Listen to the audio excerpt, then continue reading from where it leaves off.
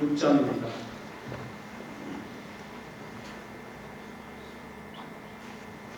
마가복음 6장 7절 말씀부터 13절까지 말씀입니다.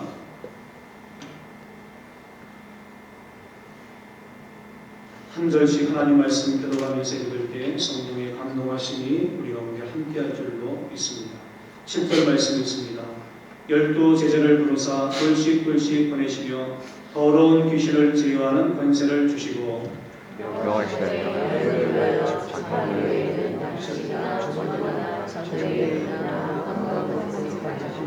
신만 신고 두 벌 옷도 입지 말라 하시고 또 가라사대 어디서든지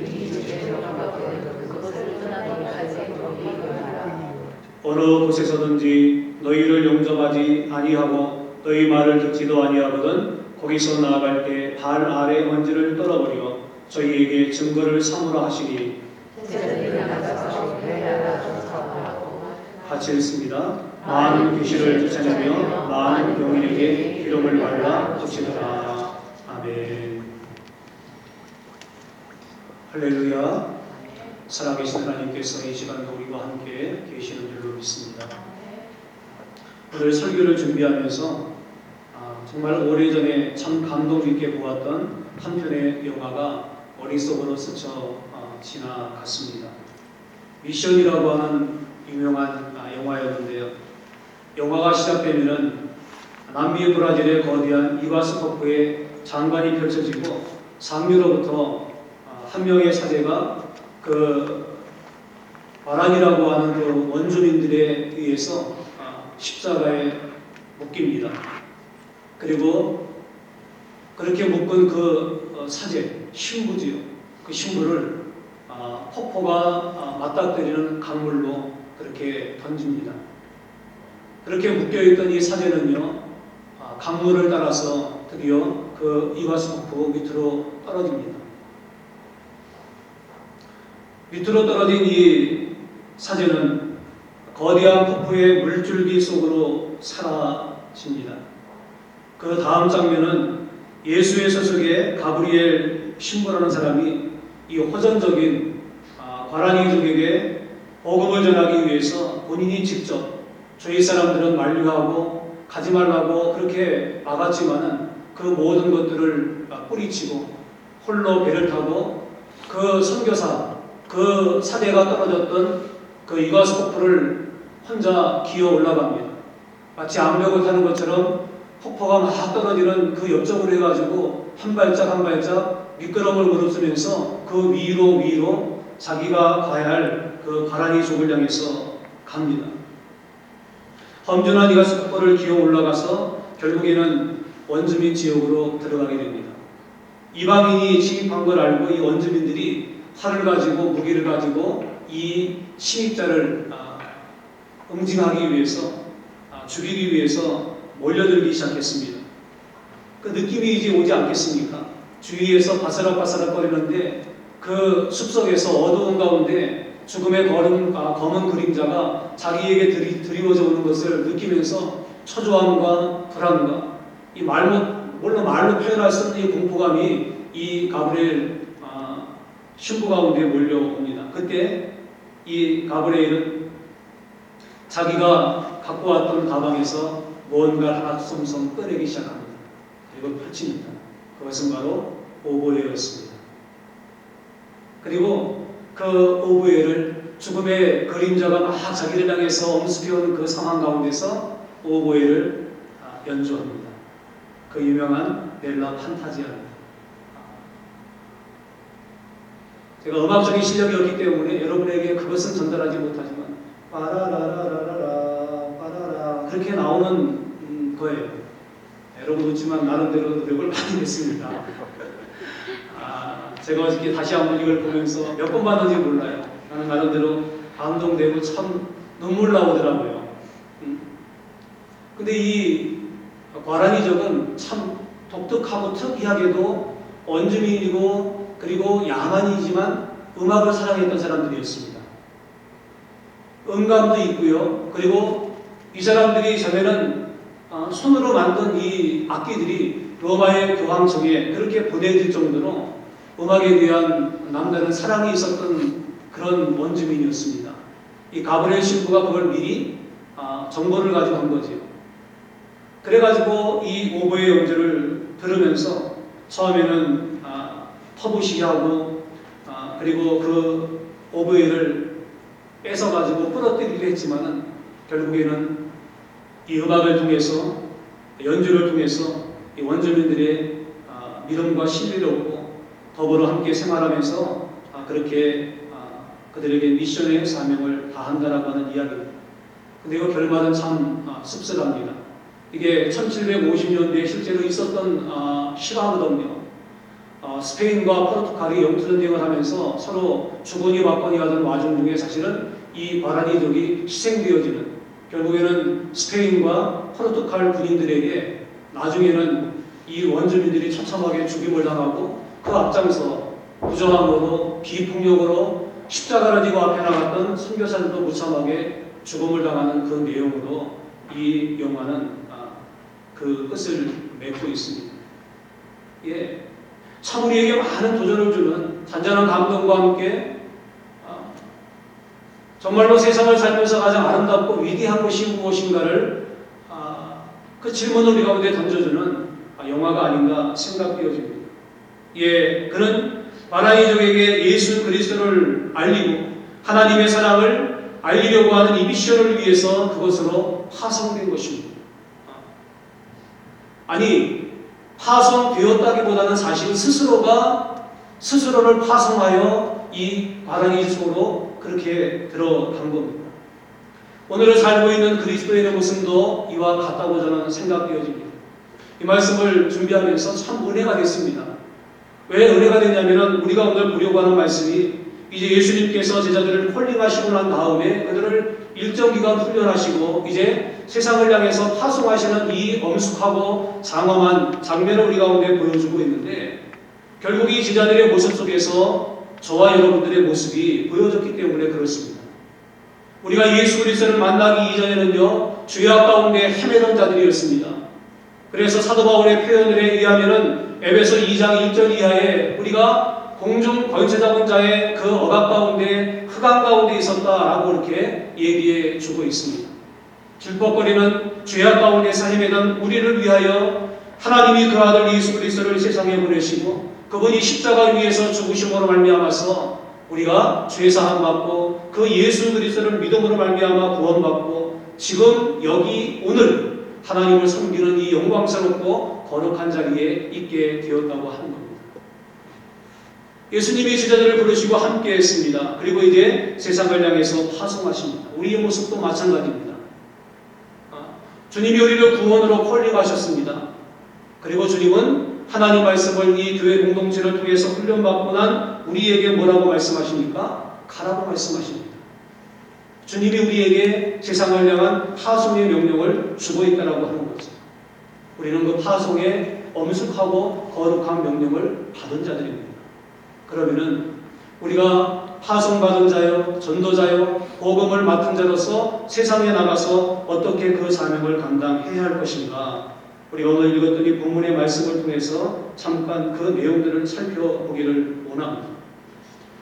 오늘 이 본문의 내용은요, 파송의 원리 혹은 또 파송의 방법, 파송의 매뉴얼 이런 것들이 안에 총체적으로 담겨있는 내용입니다. 동일한 기사가 나와 있는 마태복음 10장이나 혹은 누가복음 9장에 보면은요, 좀 더 디테일하게 이 매뉴얼이 어떻게 해야 된다라고 하는 그 내용도 적혀 있는 것을 보게 되어집니다. 첫 번째로 우리가 보고 싶은 내용은요, 예수님께서 제자들을 파송에 보내실 때 둘씩 보냈다라고 하는 겁니다. 혼자 가지 않도록 했다는 겁니다. 혼자 보내지 않았다라고 하는 겁니다. 제자를 보낼 때 둘씩 그렇게 보내면서 하나님의 나라가 온 세상에 평안해지고 세계 각처의 주의 나라가 왕성에 설 수 있는 이 사명으로 제자를 지금 세상을 향해서 그렇게 보내는 예수님의 모습을 보고 있습니다. 왜 둘씩일까요? 여기에는 주님의 깊은 배려와 의도가 숨겨져 있습니다. 주님은요, 우리 연약함을 누구보다 잘 아시는 분입니다. 그분은 우리 연약함을 너무나 꿰뚫어 보시고 우리의 속 중심 가운데 무엇이 있는가를 아시는 분입니다. 그래서 우리가 얼마나 강한 것처럼 보이지만 연약한 자인가, 우리가 얼마나 외로운 자들인가, 우리가 얼마나 고독한 자들인가 라고 하는 것들을 주님은 너무나 잘 아셨다는 거지. 그래서 혼자 이 전도 여행을 나갔을 때 맞닥뜨릴 이 배척과 또 위기스러움과 두려움과 또 거절, 이런 것들을 혼자 자신은 감당할 수 없기 때문에 주님은 둘씩 이 제자들을 파송했다라고 하는 겁니다. 이 둘이라고 하는 숫자는요, 히브리인들의 개념 가운데는 두 가지의 의미가 담겨 있습니다. 첫째는요, 증거의 숫자입니다. 그래서 법정에서 정의를 세울 때에도 반드시 둘 이상 세우도록 되어 있습니다. 왜냐하면 서로 말이 맞아야 되기 때문에 그런 거죠. 그래서 증거의 수로서 둘씩 짝지어서 세상을 향해서 보냈다라고 하는 겁니다. 신명기 19장 15절 말씀 보면은 이렇게 말씀합니다. 사람이 아무 악이든지 무릇 범한 죄는 한 정인으로만 정할 것이 아니요 두 정인의 입으로나 세 정인의 입으로 그 사건을 확정하라. 명령해 주고 있습니다. 예, 그렇습니다. 우리가 복음을 증거합니다. 근데 혼자가 복음을 증거하면은요, 증인이 없잖아요. 내가 그에게 복음을 증거하고 생명의 메시지를 내가 분명히 전하였습니다 라고 하는 남는 기록이 없잖아요. 그와 나밖에는 모르잖아요. 이것이 여러분 지금은 별 의미가 없고 지금은 별 중요하지 않을 수 있습니다. 그러나 우리가 하나님의 심판대 앞에 섰을 때는 중요하다고 하는 겁니다.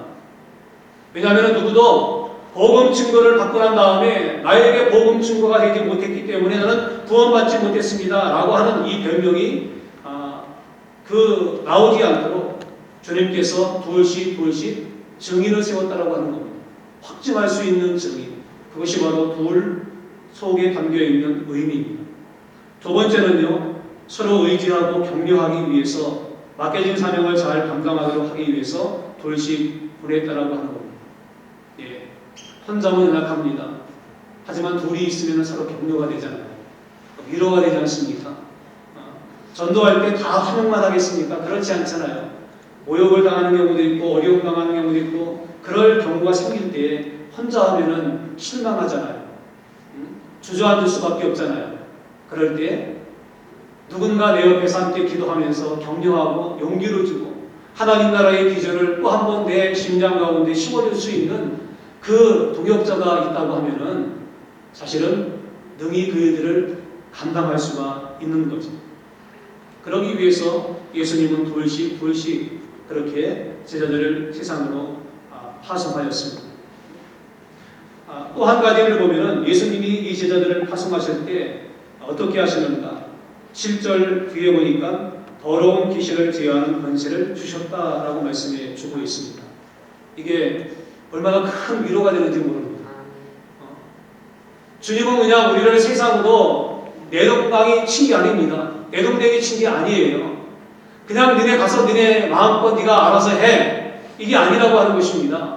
세상을 향한 전도의 파송을 하시면서 주님은 그들에게 무엇을 줬습니까? 대책 없이 보내신 것이 아니라 그들에게 전도의 사명과 복음의 증거를 감당할 수 있는 권세를 주셨다고 하는 겁니다. 능력을 주셨습니다. 그래서 영어 성경에 보니까 두 가지를 얘기해 주고 있더라고요. 파워를 줬다라고 얘기도 하고 어서리티를 주었다라고 얘기를 합니다. 권위를 주었습니다. 그 권세를, 그 능력을 받고 제자들은 세상을 향해서 그렇게 나갔다는 겁니다. 여기에 하나님의 숨어있는 비밀과 약속과 사랑의 메시지가 담겨있는 것을 보게 되어집니다. 그건요, 하나님이 우리를 어디로 보내시는지 간에 우리를 그냥 보내지 않는다고 하는 겁니다. 하나님께서 어떤 일을 하게 하시는지 간에 반드시 그것을 감당할 만한, 그것을 내가 이룰 만한 능력과 권세를 우리 가운데 주신다라고 하는 것입니다. 그러니까 하나님께로부터 파송받은 일에는 두려워할 필요가 없습니다. 걱정할 필요가 없습니다. 염려할 필요가 없습니다. 왜요? 하나님은 그 모든 것들을 감당할 능력을 그 사명과 함께 주시는 분이기 때문에 그렇습니다. 오늘 여러분 어떤 사명으로 부름받았습니까? 여러분이 처해 있는 포지션은 어떤 위치에 있습니까? 여러분 두려워할 필요가 없습니다. 왜냐하면 하나님께서 그 사명과 그 직임을 감당할 만한 힘과 능력과 영적인 권위를 여러분 가운데 부어주셨기 때문에 그렇습니다. 근데 여기서 조심할 게 하나가 있습니다. 지금 전도를 파송하시면서 더러운 귀신을 제어하는 권세, 파워 혹은 어서리티를 주었습니다. 근데 우리가 조심할 게 뭐냐면요, 주님이 주신 그 용도에만 이것을 사용해야 한다라고 하는 겁니다. 예를 들면은 하나님이 주신 능력과 영적인 권위와 권세를 가지고 자기 영광이나 자기 위익을 위한 일에 사용해서는 안 된다라고 하는 것입니다. 자기가 인간적으로 부각되어지고 자기를 나타내고 자기를 사람들에게 알리기 위한 목적으로 하나님께서 우리 가운데 주신 이 영적인 권세와 능력과 영적인 권위를 갖다가 사용해서는 안 된다고 하는 거죠. 이걸 이렇게 뭐라고 말합니까? 월권이라고 얘기를 하죠. 남용이라고 얘기를 할 수 있는 거죠. 그렇습니다. 그런데 종종 보면은 이런 일들이 일어나는 것을 보게 되어집니다. 그래서 하나님이 권세를 주시고 영적인 권위를 주셨는데 이거는 복음적인 사명을 위해서, 전도의 사명을 위해서, 십자가의 생명의 말씀을 증거하기 위해서, 교회를 건강한 모습으로 세우기 위해서 하나님이 그것들을 일임해 주셨거든요. 근데 이것을 이 목적에 사용하는 것이 아니라 다른 데에 사용하는데 종종 문제가 생기는 것들을 볼 수 있습니다.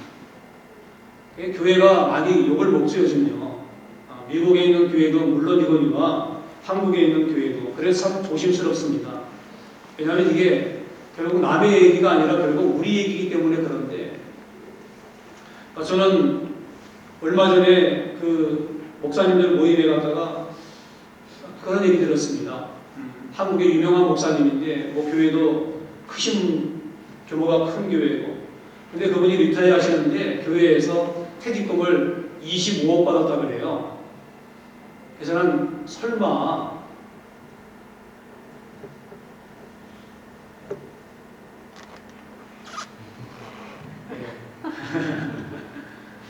근데 이게 모르죠. 내가 그분한테 확인을 해봤기 때문에. 근데 공공연하게 이런 이야기들이 나옵니다. 어떤 대형교회 목사님은 뭐 160억인가를 갖다가 공금을 유용하고 횡령했다라고 하는 것으로 법적인 문제에 개입되어 있는 경우들도 있고, 참 크고 작은 문제들. 여러분, 하나님이 목회자에게 권위를 주신 것만은 사실입니다. 영적인 권세가 내게 있고 하나님이 내게 그런 것들을 주신 것만은 사실입니다. 목회자들에게 하나님이 그런 것들을 주셨습니다. 목적은 뭡니까? 그것은 내 왕국을 건설하기 위해 주신 것이 아니라 그것을 가지고 교회를 교회답게 세우는데 사용하도록 영적인 권위가 필요한 하고요. 하나님의 나라가 왕성하게 증거되기 위한 목적을 위해서 하나님의 권능과 하나님의 능력이 우리 가운데 주어졌다라고 하는 거죠. 그것을 가지고요, 권위로 사람들을 갖다가 누르고 그 권위로 자기가 목적하고 계획하는 것을 갖다가 이끄는 것은 그건 올바른 것이 아니라고 하는 것입니다. 그렇습니다. 따라서 우리에게 주신 이 영적인 권세와 권위를 가지고 우리는 어떻게 합니까? 본질에 충실해야 합니다. 왜 하나님이 내게 그것을 주셨는가? 거기에 초점을 가지고 그것을 위해서 내게 주신 그 능력과 권세를 아름답고 그리고 영광스럽게 사용할 수 있는 이 지혜로움이 오늘 우리 가운데 있어야 한다고 하는 거죠. 그리고 오늘 본문의 말씀을 보면은 예수님이 가실 그 파송할 때 8절에 보니까 뭐라고 말합니까? 여행을 위하여 지팡이 외에는 양식이나 주머니나 전대나 돈이나 아무것도 가지지 말며 신만 신고 두 벌 옷도 입지 말라, 그렇게 말씀해 주고 있습니다. 이 말은 어떤 의미가 있냐면요, 여기 가지고 가야 할 것과 가지고 가지 말아야 할 것이 있습니다. 두 가지의 부분이 있죠. 근데 가지고 가지 말아야 할 것은 이거 시간 때문에 그렇고요. 가지고 가야 할 두 가지가 있습니다. 그게 뭡니까? 지팡이와 신발입니다. 왜 다른 것은 가지고 가지 말라고 하시면서 지팡이와 신발은 가지고 가라고 하시는가? 그건요, 이 팔레스타인 지형이 특수하기 때문에 그렇습니다. 그 지형은요, 고산지대에다가 또 계곡이 많습니다. 산들이 많습니다. 거친 그 바위들로 가득 차 있는 땅이라고 하는 겁니다.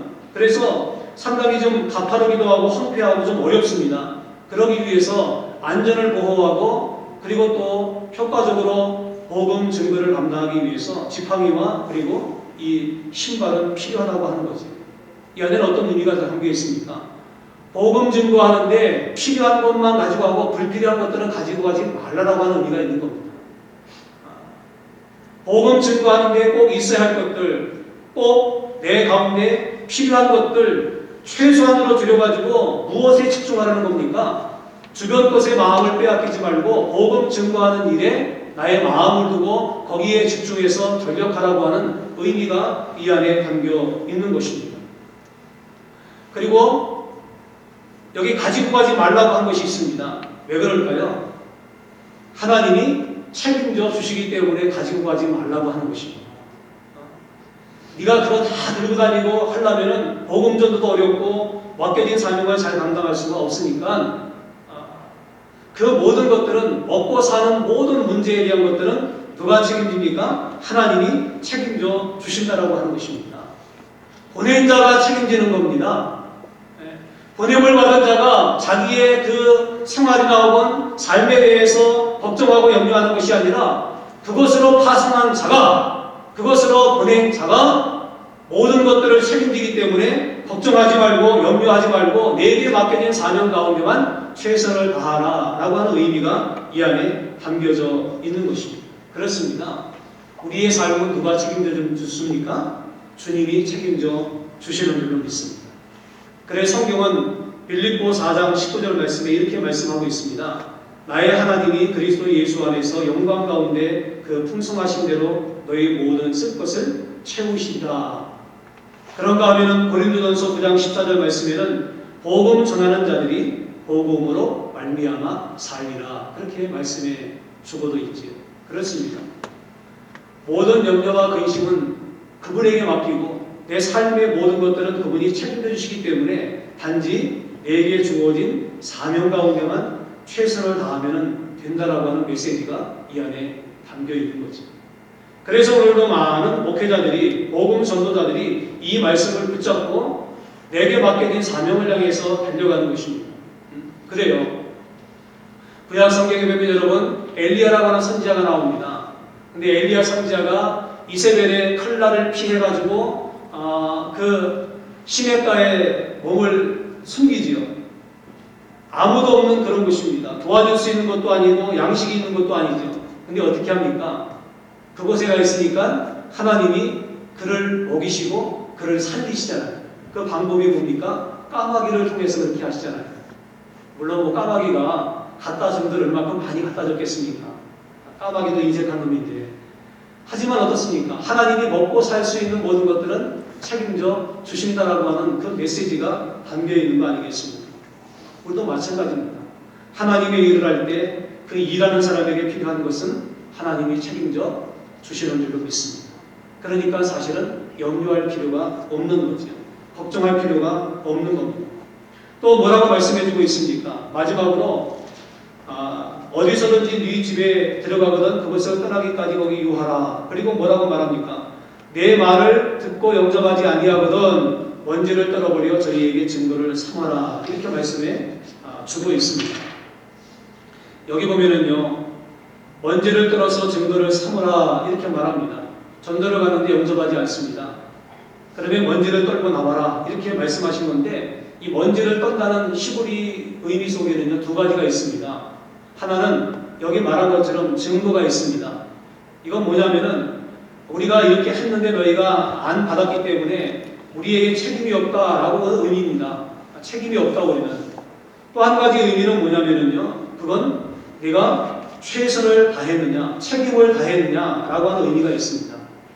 네가 정말로 복음 전도자로서 내가 만난 사람들에게, 내가 전한 그 복음의 대상에게 너는 정말 최선을 다해서 복음을 전하고 생명의 말씀을 그들에게 증거했느냐라고 하는 이 물음이 이 안에 담겨져 있다라고 하는 것입니다. 그렇습니다. 여러분 어떻습니까?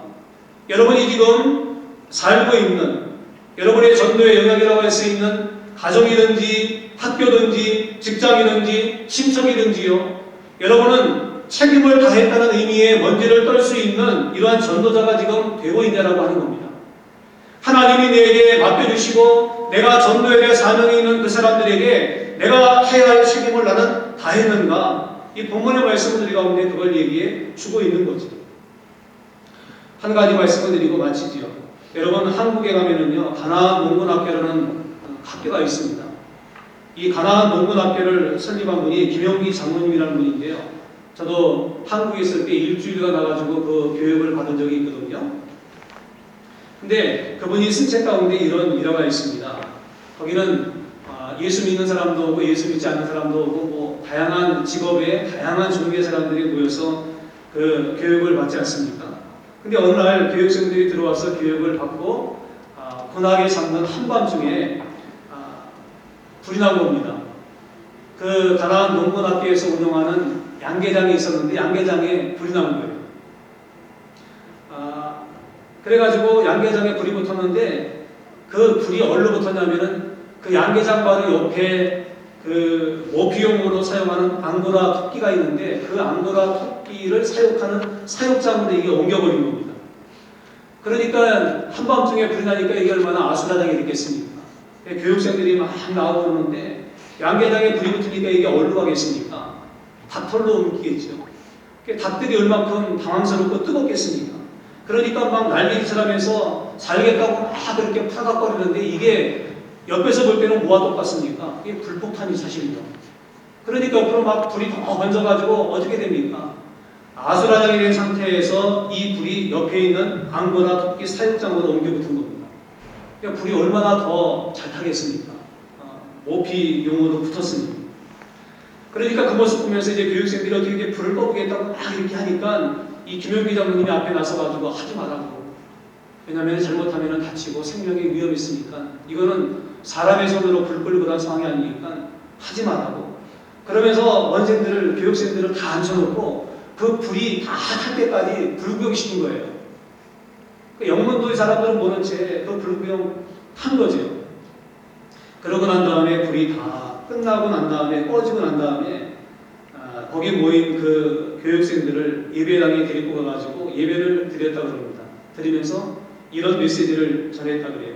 여러분, 예수 그리스도를 믿지 않으면 아까 닭들이 불폭탄이 되어서 이리 뛰고 저리 뛰고 뜨거워서 견디지 못해 하는 그런 아비귀한 정도가 아니라 영원히 꺼지지 않는 불못에서 영원히 죽을 수밖에 없습니다. 라고 복음을 전했습니다. 근데 그 교육생 중에 누가 있었냐면은 S대 법대를 나와가지고 지금 고시 공부하고 있는 한 고시생 청년이 있었고요. 그 다음에 약 1000명의 그 얼라들을 거느리고 있는 전폭의 그 큰형님이 어떤 계기로 거기에 참석을 하게 된 거예요. 근데 이 두 사람의 마음 가운데 이 복음의 메시지가 그대로 꽂혀버린 겁니다. 그래서 마음 가운데 예수를 믿고 회개하고, 그래서 이 1000명의 똘마니들을 거느리고 있던 이 조폭의 이 왕초는요, 어두운 생활을 청산하고 새로운 인생을 그렇게 개척했다고 합니다. 그리고 이 에스테 나온 이 고시준비생은요, 철저하게 회개하고 난 다음에 그 장로님의 딸하고 결혼해갖고 장로님의 사위가 됐다고, 그래서 행복하게 살고 있다고 하는 그런 실화입니다. 여러분, 그렇습니다. 자기가 하고 있는 내게 속해 있고 머물고 있는 공동체 안에서 정말로 나는 복음을 전하기 위해서 최선을 다했는가? 먼지를 떨어낼 만큼 나는 거기에 최선을 다하고 내게 맡겨진 사명을 다하고 있는가? 한번 우리의 삶을 돌아보아야 될 줄로 믿습니다. 여러분도 아시는 것처럼 그 유명한 타이타닉 여러분 영화 아시지요? 그 영화를 보면은 맨 마지막 장면에 배가 막 침몰돼 가지 않습니까? 그래서 모리차간 사람들이 가판 위로 올라오고 그리고 배를 타고 이제 그 피신하는 그런 모습이 나오는데 배가 점점 가라앉고 난 다음에 이제 두동강이 나지 않습니까? 그 가판에서 지금 침몰돼가는 그런 상황 가운데 있는데 윌라스라고 하는 그 단장이요, 주섬서 악기를 가지고 자기들이 피신하려고 막 갑니다. 가다가 이 윌라스라고 하는 사람이 서지요. 그런 다음에 악기를 연주하려고 그러죠. 그러니까 같이 가는 그 단원들이 다시 주섬섬 몇 명 이렇게 옵니다. 그래가지고 악기를 연주하지 않습니까? 아수라장이 된 그 상황 가운데서 그 악기를 연주하면서 뭐라고 얘기합니까? 예수 그리스도만이 소망이십니다. 예수 그리스도만이 대답이십니다. 라고 하면서 복음을 그들에게 증거하지 않습니까? 그러면서 맨 마지막에 연주했던 그 노래가 뭡니까? 내 주를 가까이 하기 함은 십자가 정 같은 고생이다. 내 일생 소원은 늘 찬송하면서 주께로 나가기 원합니다. 라고 그렇게 연주하지 않습니까? 물론 맨 마지막 장면은 이거는 픽션일 수 있습니다. 그런데 중요한 건 뭡니까? 오늘 우리가 살고 있는 이 세상이요, 타이타닉호처럼 침몰에 가고 있는 세상이라고 하는 것입니다.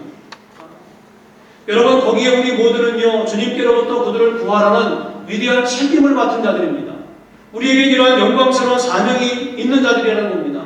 근데 여러분, 우리의 삶 가운데서 정말 그들 앞에서 우리가 발을 떨어버릴 정도로 우리는 이 복음의 사명, 생명의 사명, 전도의 사명을 잘 감당하고 있는가? 오늘 이 본문의 말씀을 통해서 우리가 한번 되짚어 봐야 될 줄로 믿습니다. 그리고 정말로 내가 손을 떨면서 나는 최선을 다했습니다 라고 주님에게 말할 수 있을 만큼 우리 가운데 주어진 이 영광스러운 사명 앞에 최선을 다할 수 있는 저와 여러분, 우리 모두가 될 수 있기를 예수님의 이름으로 간절히 축복을 드립니다.